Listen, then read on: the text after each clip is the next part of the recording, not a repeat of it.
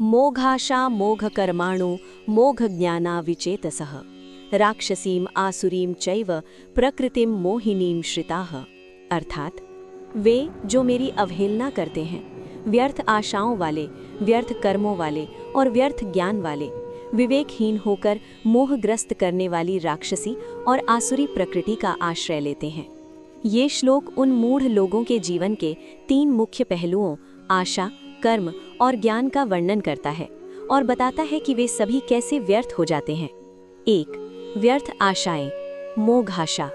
उनकी सभी आशाएं और आकांक्षाएं मोघ यानी व्यर्थ और निष्फल हो जाती हैं।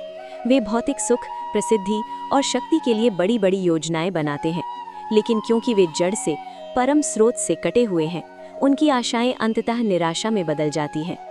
2. व्यर्थ कर्म, मोघ कर्माणः।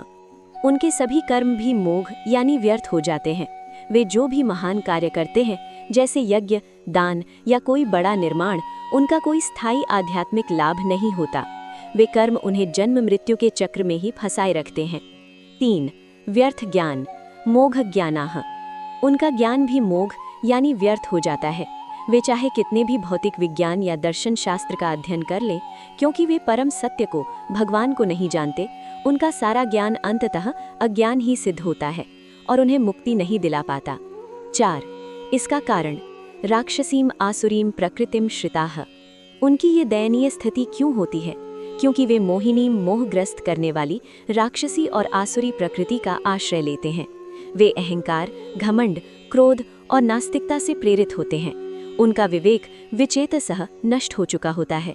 यही आसुरी प्रकृति ही उन्हें भगवान से विमुख करती है और उनके जीवन के हर प्रयास को निष्फल बना देती है। श्लोक का सार: जो व्यक्ति जीवन के परम स्रोत भगवान को नकार देता है, उसका पूरा जीवन ही व्यर्थ हो जाता है।